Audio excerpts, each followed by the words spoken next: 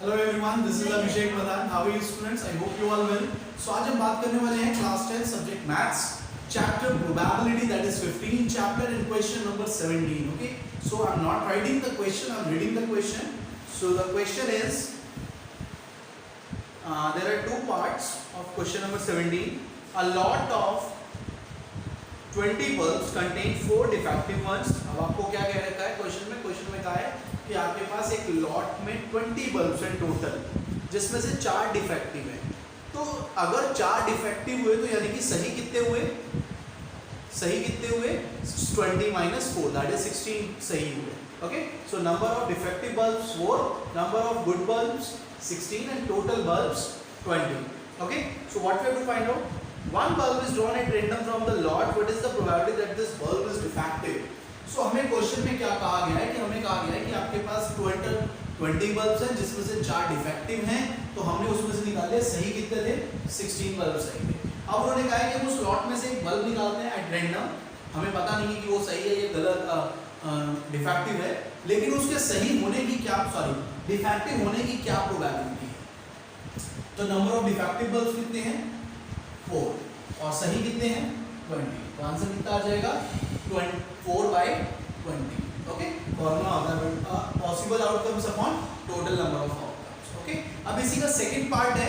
Second part में आपको क्या कह रखा है?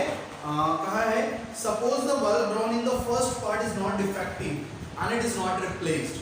अब उन्होंने क्या कहा कि हमने जो फर्स्ट पार्ट में बल्ब निकाला है, अगर मान लीजिए कि वो डिफेक्टिव ना हुआ. अब बात को समझिए. हमने कहा कि एक शॉपकीपर है जिसके पास 20 बल्ब्स हैं. उन 20 बल्ब्स में से 4 डिफेक्टिव हैं और 16 बल्ब सही हैं. अब वो ये कह रहा है कि हमने फर्स्ट पार्ट में जो बल्ब दिया वो दिया डिफेक्टिव. सेकेंड पार्ट में ये कह रहा है कि अब मान लो कि जो आपने डिफेक्टिव दिया है वो डिफेक्टिव नहीं सही दे दिया है गलती से. तो अगर आप गलती से हमने उसे दुकानदार ने कस्टमर को सही बल्ब दे दिया है, तो अब अगर हम देखें तो दुकानदार के पास कौन से बल्ब कितने कितने रह जाएंगे? तो सेकंड पार्ट के अकॉर्डिंग उन्होंने कहा है कि सही बल्ब दे दिया तो यानी कि डिफेक्टिव बल्ब्स अभी भी 4 होंगे. गुड बल्ब्स पहले 16 थे, लेकिन अब जो दिया था वो सही दे दिया है तो रिप्लेस भी नहीं आएगा. भाई अगर बल्ब खराब होगा तभी तो कस्टमर वापस लेकर आएगा. जब बल्ब दिया ही सही है तो कस्टमर वापस क्यों करेगा? रिप्लेस नहीं करेगा वो. तो यानी कि अब कस्टमर को हमने जब दे दिया सही वाला, तो शॉपकीपर के पास कितने बल्ब बचे सही वाले? 15. पहले 16 थे, एक कस्टमर को दे दिया सही वाला, अब उसके पास कितने बचे? 15. टोटल शॉपकीपर के पास कितने बचे? 19. ओके, अब उन्होंने सेकंड पार्ट में कहा है what is the probability that this bulb is not defective. उन्होंने कहा है कि हमें क्या निकालना है कि जो हम बल्ब निकालेंगे अगर अब वो बल्ब नॉट डिफेक्टिव हो. डिफेक्टिव नहीं हो इसका मतलब क्या हुआ? इसका मतलब हुआ कि वो बल्ब सही है. नॉट डिफेक्टिव मतलब सही हो गया. तो सही कितने हैं हमारे पास? 15, और टोटल कितने हो गए अब? 19.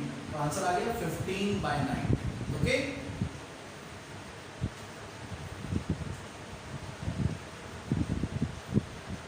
so question number next, 18 question. A box contains 90 discs which are numbered from 1 to 90. If one disc is drawn at random from the lot, find the probability that it bears 2-digit number, perfect square number and a number divisible by 5. तो देखिए question में क्या कहा गया है. Question में कहा है कि एक लॉट है, लॉट में 90 डिस्क है और हर एक डिस्क के ऊपर एक एक नंबर लिखा है. फॉर एग्जांपल जो सीडीज है ना, यहाँ पे डिस्क किसको बोला जा रहा है? सीडीज को बोला जा रहा है.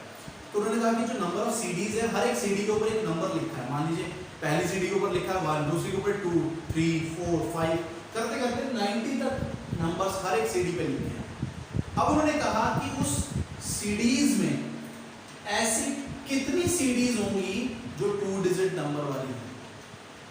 सही ना? तो उनकी प्रोबेबिलिटी निकालनी. तो अब आपको ये देखना है कि 2 डिजिट नंबर उन 1 से 90 के बीच में कितने होते हैं. तो ध्यान से समझिए, 1 से लेके 9 तक सिंगल डिजिट नंबर है ना, और 10 से हो जाता है सेकंड डिजिट स्टार्ट. करते करते 11 करते करते आपको मान लो जो 90 आ गया. अब 1 से लेके अगर मैं 90 तक नंबर गिन लूं कितने होंगे? 90 नंबर होंगे. लेकिन 2 डिजिट कितने होंगे? 2 डिजिट यहाँ से स्टार्ट होंगे, 10 से। तो ये पहले जो 1 डिजिट नंबर 9 नंबर है इनको 90 में से माइनस कर देते हैं, तो कितना बचा हमारे पास 81, यानी कि 81 हमारे पास 2 डिजिट नंबर होते हैं और टोटल नंबर कितने हो गए 90। बात समझ आई। नेक्स्ट क्वेश्चन है अ परफेक्ट स्क्वायर नंबर, यानी कि आप जो डिस्क निकालोगे उन लॉट में से वो डिस्क ऐसी होनी चाहिए कि उसके ऊपर जो नंबर लिखा हुआ हो वो नंबर परफेक्ट स्क्वायर होना चाहिए। परफेक्ट स्क्वायर होने का मतलब है कि वो नंबर किसी ना किसी नंबर का स्क्वायर हो, किसी ना किसी नेचुरल नंबर का स्क्वायर हो। फॉर एग्जांपल जैसे मैंने कहा 1 है, 1 1 का स्क्वायर होता है, 2 किसी का स्क्वायर नहीं होता, 3 किसी का स्क्वायर नहीं होता, 4 होता है, किसका होता है 2 का होता है स्क्वायर। तो 1 हो गया 1 का स्क्वायर, 4 हो गया 2 का स्क्वायर, फिर आता है 9 3 का स्क्वायर होता है, 5 नहीं होता किसी का स्क्वायर, 6 भी किसी का नहीं होता, 7 भी किसी का नहीं होता, 8 भी किसी का नहीं होता। यानी कि आप बात समझ गए होंगे कि मैं कहना चाह रहा हूं कि ऐसे नंबर लेने हैं जो किसी ना किसी के स्क्वायर्स होते हैं, उन्हें बोला जाता है परफेक्ट स्क्वायर। तो अब 9 के बाद 10 किसी का स्क्वायर नहीं होता, 11 नहीं होता, 12 नहीं होता, करते करते आपके पास 16 आ जाएगा, that is the square of 4। Next 25 36 49 64 and 81। इसके बाद 100 आता है, लेकिन 100 जो हो गया वो 10 का हो गया और 100 हमारे पास है ही नहीं, क्योंकि वह हमारे पास नंबर कहाँ तक है 90 तक, तो यानी कि 100 वाला काउंट नहीं होगा। 81 तक तो इसके अंदर आ जाएगा, 1 से लेके 90 तक की डिस्क में 81 नंबर तो होगा ना, तो यानी कि 81 आ जाएगा। तो आपके पास कितने परफेक्ट स्क्वायर हो गए 1 2 3 4 5 6 7 8 9, ये 9 नंबर हमारे परफेक्ट स्क्वायर है। तो आंसर आएगा 9/9। बात समझ आई। फिर क्या है नंबर डिविजिबल बाय 5, कितने ऐसे नंबर हैं जो 5 से डिविजिबल हो जाएंगे, गिन लीजिए।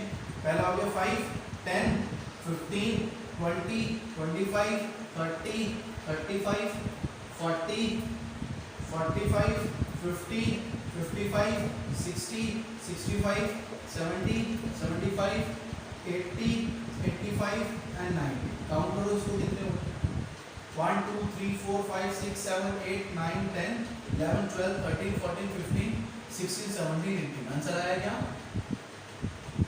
18/9। बात समझ गए।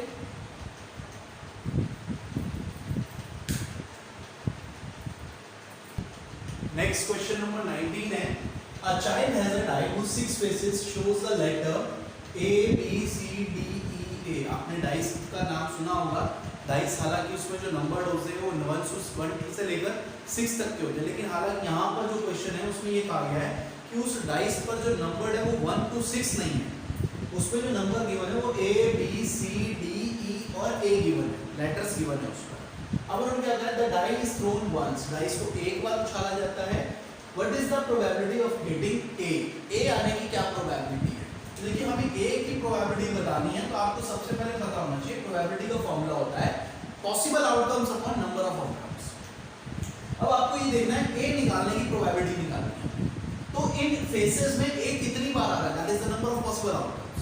तो पॉसिबल आउटकम्स कितने हो गए, एक यहाँ पर आ रहा है, एक यहाँ पर आ रहा है, कितनी बार ये आया 2 बार, तो 2 पॉसिबल आउटकम्स हो गए। टोटल कितने फेज हैं 6, तो आंसर आ जाएगा 2/6।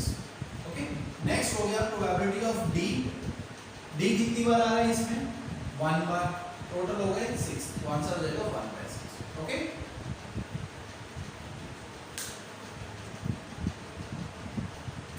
सो नेक्स्ट क्वेश्चन नंबर 20 है